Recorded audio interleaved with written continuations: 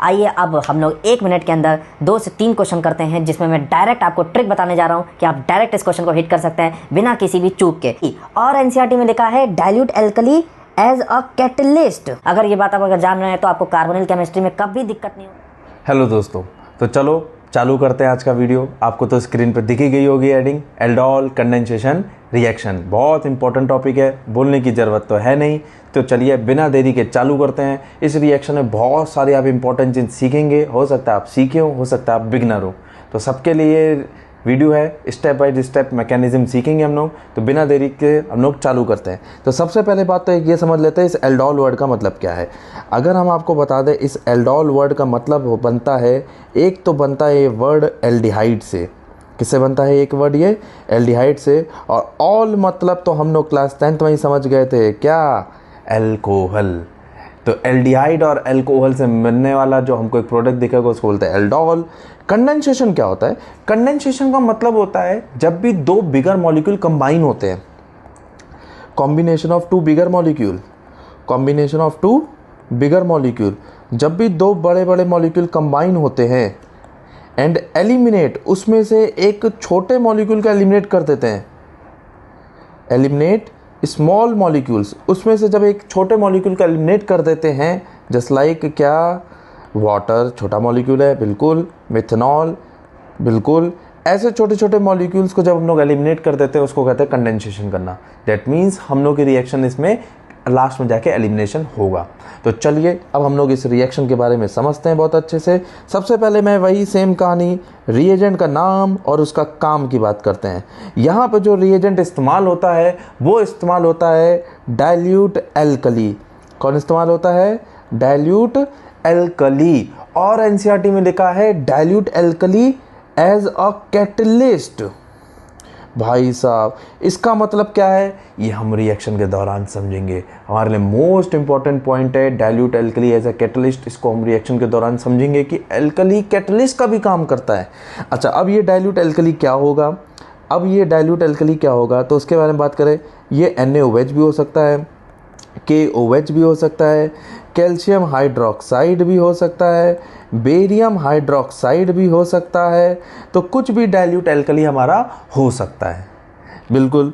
अब बात करते हैं मोस्ट इम्पॉर्टेंट, ये रिएक्शन अप्लाई कहाँ कहाँ होगी। अगर हम बात करते हैं ये रिएक्शन अप्लाई होगी कहाँ कहाँ पे, मींस इसका वर्क देखते कहाँ है, तो ये हर एल्डिहाइड और कीटोन में काम करता है। ऑल एल्डिहाइड एंड कीटोन में काम करता है, बट उस एल्डिहाइड और कीटोन में काम करता है जिसके पास एटलीस्ट एक अल्फा हाइड्रोजन एटम हो, विच हैव, जिसके पास which have at 1 alpha hydrogen atom. अब इसका मतलब क्या है, आइए सबसे पहले इस अल्फा हाइड्रोजन एटम के बारे में समझते हैं। अगर आपने अल्फा हाइड्रोजन एटम के बारे में समझ लिया तो कंफर्म मैं आपको दावे के साथ बोल सकता हूं कि आप कार्बोनिल केमिस्ट्री में फोड़ डालेंगे। आपको कार्बोनिल केमिस्ट्री समझने से कोई नहीं रोक सकता अगर आपने अल्फा हाइड्रोजन एटम समझ लिया। तो चलिए अल्फा हाइड्रोजन एटम समझते हैं। जैसे समझ लीजिए कि ये हमारे पास कार्बोनिल कार्बन है।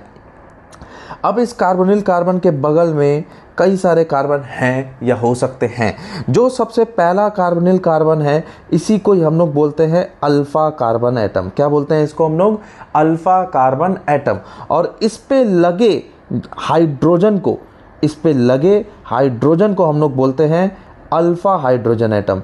क्या बोलते हैं इसको हम लोग? Alpha hydrogen atom. इसका मतलब ये कंफर्म हो गया कि जो हमारा अल्फा हाइड्रोजन एटम होता है वो अल्फा कार्बन एटम पर होता है। इसका मतलब हम लोग के पास आज के बाद कभी भी कोई एल्डोल कंडेंसेशन लेके आएगा तो हम तुरंत बोलेंगे कि भैया इसके पास अल्फा हाइड्रोजन एटम है या नहीं है। अगर है तो आगे बढ़ो, नहीं है तो नहीं बढ़ो। फिलहाल हम लोग ये बात कर रहे हैं सेल्फ एल्डोल की। तो चलिए हम लोग इसको समझते हैं। क्या हम अल्फा हाइड्रोजन एटम समझ गए? बिल्कुल। अगर समझ गए एक दो एग्जांपल कर ले, बिल्कुल कर लेते हैं। क्या हमारे पास फॉर्मल्डिहाइड इस रिएक्शन को शो करने के लिए आगे आना चाहेगा? बोलिए भाई साहब, क्या इसको फॉर्मल्डिहाइड इस रिएक्शन को शो करने के लिए आगे आना चाहेगा? बिल्कुल नहीं। क्यों नहीं आना चाहेगा? क्योंकि इसके पास क्या प्रेजेंट है?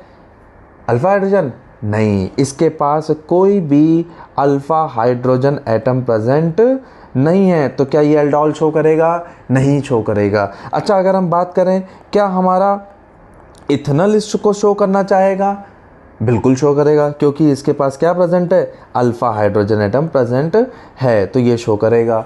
क्या बेंजल्डिहाइड शो करेगा? आइए चेक कर लेते हैं। क्या बेंजल्डिहाइड हमारा अल्फा हाइड्रोजन एटम है, रखता है क्या?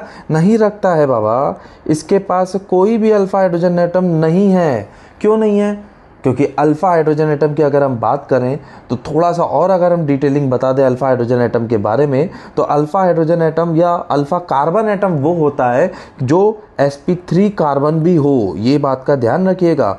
डायरेक्टली कनेक्टेड तो चलेगा, पर उसके साथ साथ क्या होना चाहिए, sp3 कार्बन एटम होना चाहिए। तो चलिए आगे बढ़ते हैं और देखते हैं एग्जाम्पल। इसके पास कोई sp3 कार्बन नहीं है, no sp3 carbon atom directly attached.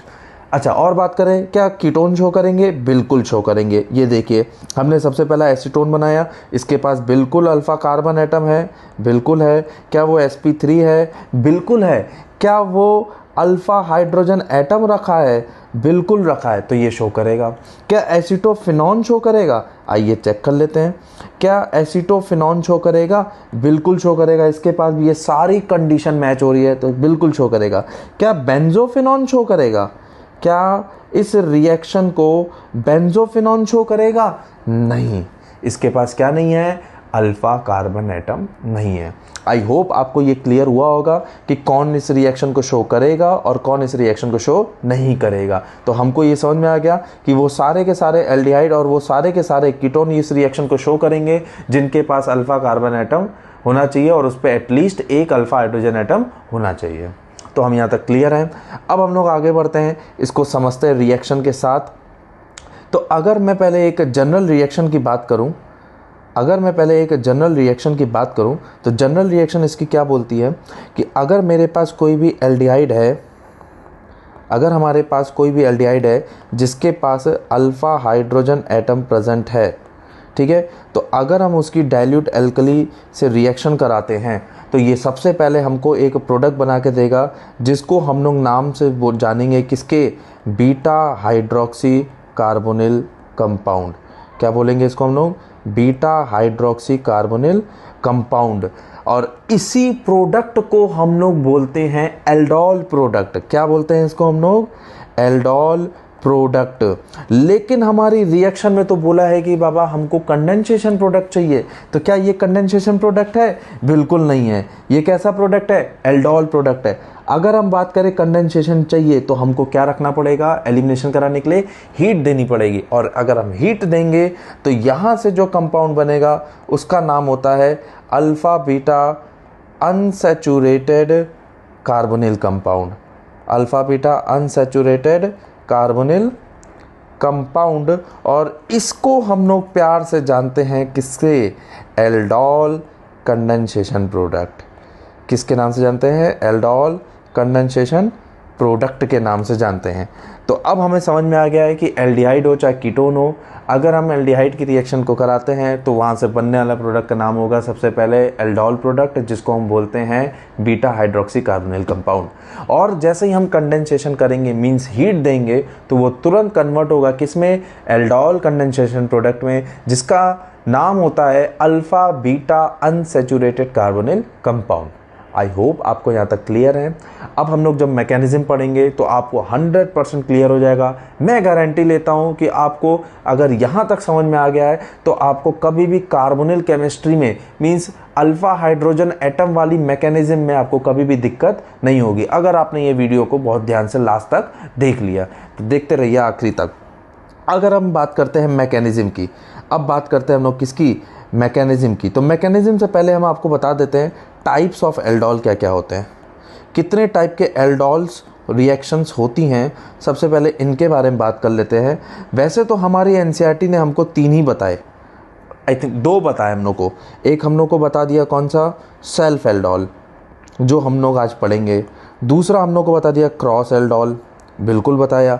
लेकिन अगर हम लोग आगे बढ़ेंगे, जो हमारा पर्पज़ है, जिस चीज़ की हम तैयारी कर रहे हैं जेई एंड नीट की, तो उसमें हम लोग को ध्यान रखना पड़ेगा इंट्रामॉलिक्यूलर एल्डोल भी। क्या याद रखना पड़ेगा, इंट्रामॉलिक्यूलर एल्डोल भी याद रखना पड़ेगा, क्योंकि ये मोस्ट इम्पॉर्टेंट है। आते हैं यहाँ से क्वेश्चन। और अगर हम बात करें, होते तो और भी टाइप के हैं लेकिन उनकी ज़रूरत नहीं है। जैसे cyano aldol, retro aldol, direct aldol, nitro aldol. होते तो बहुत सारे हैं, लेकिन हम लोग को इम्पॉर्टेंट हमारे लिए कौन है, यही तीन है। कौन कौन ये तीन है, self aldol, cross aldol and intramolecular aldol. तो आज का जो हमारा टॉपिक है मेनली ये सेल्फ एल्डोल पे चलेगा।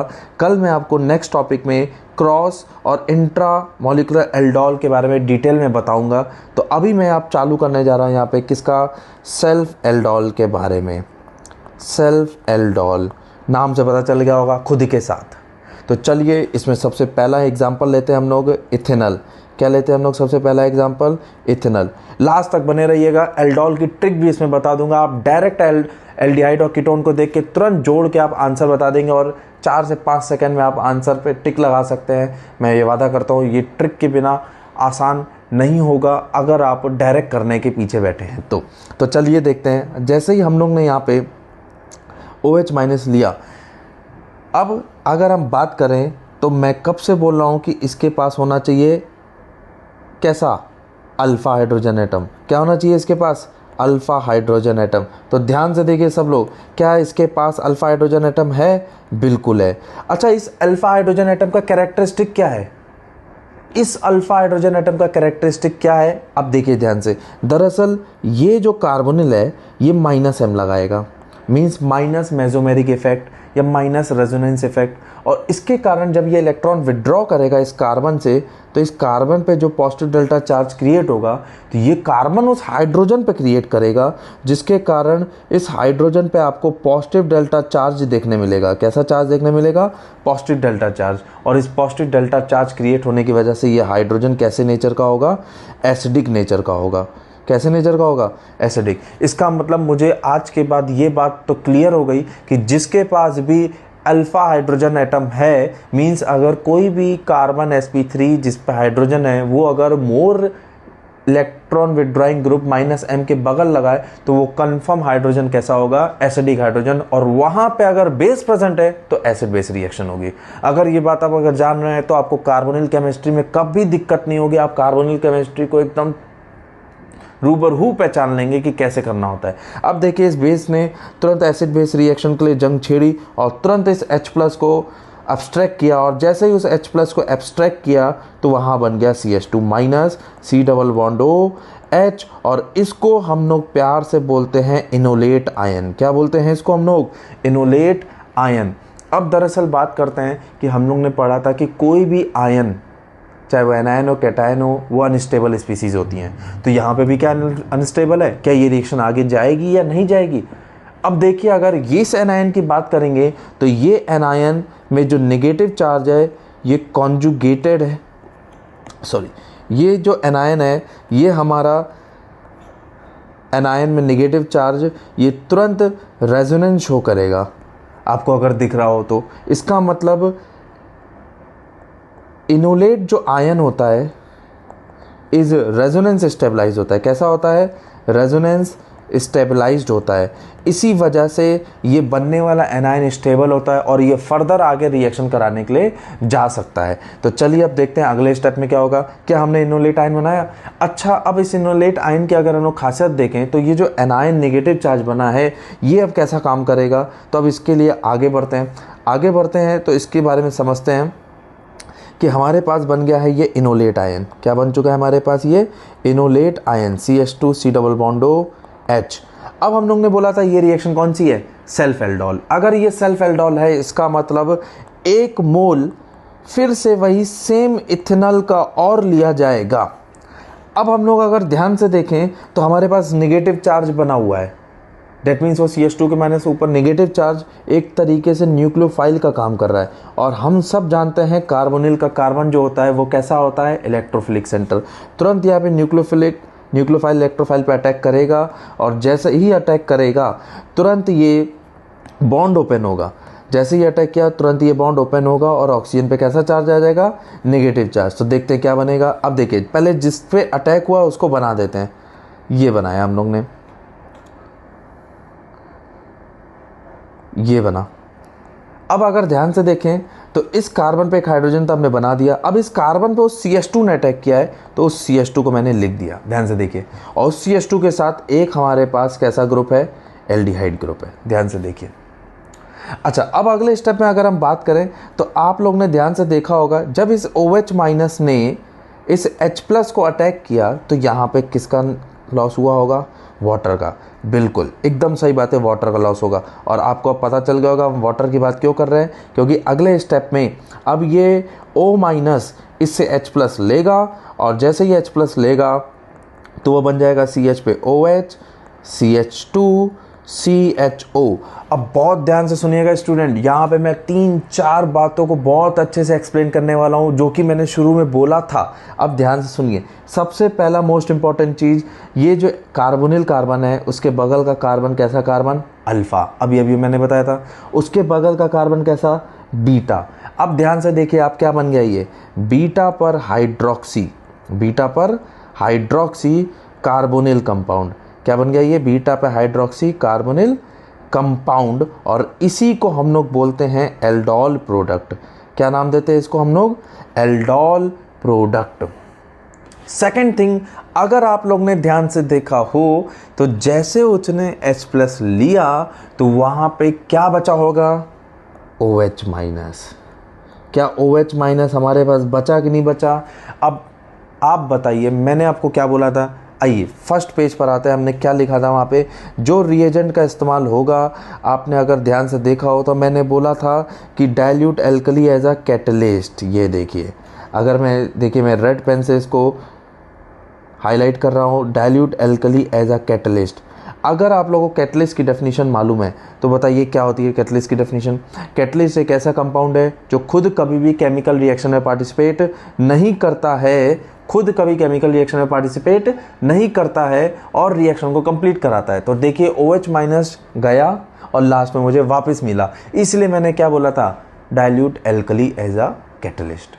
चलिए तो आगे बढ़ते हैं। अब हम लोग इसी में ही, हम लोग को ये पता चल गया कि बीटा हाइड्रोक्सी कार्बोनिल कंपाउंड बना, पर ये मेरा फाइनल प्रोडक्ट नहीं है। तो अगले स्टेप में बात करते हैं कि यही बीटा हाइड्रोक्सी कार्बोनिल कंपाउंड अब अगले स्टेप में क्या गुल खिलाता है, ये देखते हैं। अब ये देखिए, ये हमारे पास था CH2 डबल बॉन्ड OH, ये हमारे पास एल्डोल प्रोडक्ट था, और मैंने क्या बोला था, अब हम लोग इसको करेंगे हीट। क्या करेंगे, हीट। हीट का मतलब कंडेंसेशन।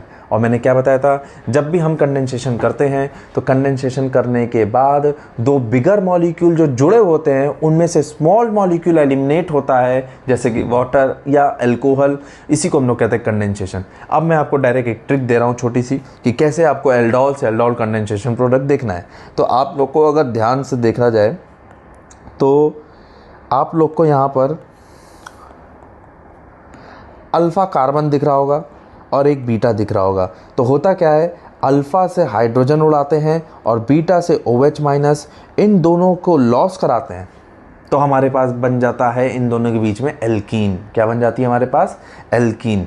अगर ध्यान से देखा जाए तो ये बनेगा हमारा, क्या बनेगा, ये हमारा CH3, इस CH इन दोनों के बीच में डबल बॉन्ड और फिर CHO। क्या आपने ध्यान से देखा क्या बना, बिल्कुल ये हमारे पास बन गया वही जो हमको शुरू से इंतज़ार था। ये कार्बन अल्फ़ा, ये कार्बन बीटा, तो alpha beta unsaturated carbonyl compound, alpha beta unsaturated carbonyl compound. और इसी को ही हम लोग देते हैं नाम किसका, एल्डोल कंडेंसेशन प्रोडक्ट का। किसका नाम देते हैं अब हम लोग इसको, एल्डोल कंडेंसेशन प्रोडक्ट का नाम देते हैं। ये हमारी होती है एल्डोल रिएक्शन। आई होप आपको ये बहुत अच्छे से क्लियर हुई होगी। आइए अब हम लोग 1 मिनट के अंदर 2 से 3 क्वेश्चन करते हैं, जिसमें मैं डायरेक्ट आपको ट्रिक बताने जा रहा हूँ कि आप डायरेक्ट इस क्वेश्चन को हिट कर सकते हैं बिना किसी भी चूक के। बहुत ज़्यादा एक्यूरेसी है, बस आपको बहुत ध्यान से समझना होगा। चलिए अब इस रिएक्शन में हम लोग समझते हैं ट्रिक के साथ। क्या है ये trick, trick to form aldol condensation product, trick to form aldol condensation product.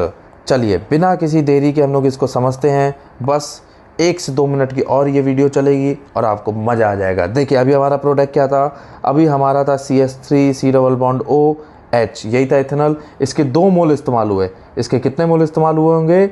2 मोल। तो अगर हम लोग ने ध्यान से देखा था तो हम लोग को कुछ इस टाइप से मिला था और बेस डला हुआ था। तो हम लोग को करना क्या है? करना कुछ नहीं है, करना ये काम है कि एक कार्बोनिल का ऑक्सीजन और बगल वाले कार्बन के जो अल्फा कार्बन है उसके दोनों हाइड्रोजन को मिला दीजिए। हमारे पास 2 एल्डिहाइड थे, दोनों में से एक का कार्बोनिल का ऑक्सीजन और दूसरे वाले कार्बोनिल के अल्फा कार्बन का हाइड्रोजन से मिला के वहाँ पे वाटर का लॉस कराइए और उन दोनों के बीच में क्या बना दीजिए? अनसैचुरेटेड। क्या बना दीजिए? अनसैचुरेटेड। और आपको तुरंत alpha beta unsaturated carbonyl compound नज़र आ जाएगा। क्या आ जाएगा? ये alpha beta unsaturated carbonyl compound. डरिए मत, ये एल्कीन में भी एप्लीकेबल होगी। ये देखिए मैंने यहाँ पे अभी क्या लिया था? इथेनॉल लिया था। चलिए एक हम लोग एसीटोन को भी देख लेते हैं।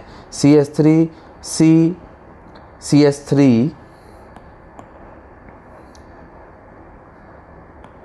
देखिए क्या था हमारे पास? CH3 double bond O CH3।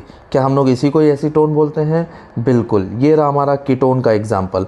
अब हमें क्या करना है? हमें बिल्कुल वही काम करना है कि हम लोग को उसके अल्फ़ा हाइड्रोजन्स को उस C डबल बॉन्ड O के सामने रखना है और एक कार्बन का C डबल बॉन्ड O और दूसरे कार्बन का अल्फ़ा हाइड्रोजन का रिप्लेसमेंट, दोनों को वहाँ से हम लोग निकालेंगे। किसकी प्रेजेंस में? बेस की प्रेजेंस में। और H2O का लॉस होगा और उन दोनों के बीच में हम लोग क्या बना देंगे वहाँ पे?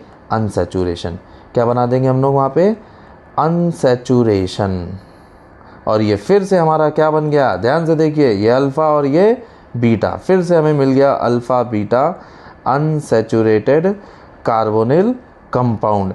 मतलब ये हमको क्लियर हो गया कि चाहे मेरे पास अब एल्डिहाइड हो चाहे मेरे पास कीटोन हो, हमको क्या करना है कि एक एल्डिहाइड का C डबल बॉन्ड O का ऑक्सीजन और दूसरे एल्डिहाइड का C डबल बॉन्ड O के बगल वाला अल्फा कार्बन का हाइड्रोजन मिला के वाटर का लॉस करना है और इनके बीच में डबल बॉन्ड फॉर्म करना है। यही सेम काम हम कीटोन में भी करेंगे। लेकिन अगर आपको इस क्वेश्चन के बारे में और डिटेलिंग में समझना है और अच्छे से इन सारे के क्वेश्चंस करने हैं तो मैं आपको नेक्स्ट वीडियो में इसका पूरा डिटेल क्वेश्चंस कराऊंगा। मैं आपको उसमें कुछ PYQs कराऊंगा और कुछ सेलेक्टेड क्वेश्चन कराऊंगा। उसके लिए आपको नेक्स्ट वीडियो पे जाना पड़ेगा और वो जस्ट इसके बाद की वीडियो है। Thank you. आई होप आपको ये मज़ा आएगा। अगर आपको मज़ा आया तो दोस्तों में शेयर कीजिए, सब्सक्राइब कीजिए और प्लीज़ कमेंट कीजिए। आपके वैल्यूएबल फीडबैक का हमें बहुत इंतज़ार है। Thank you.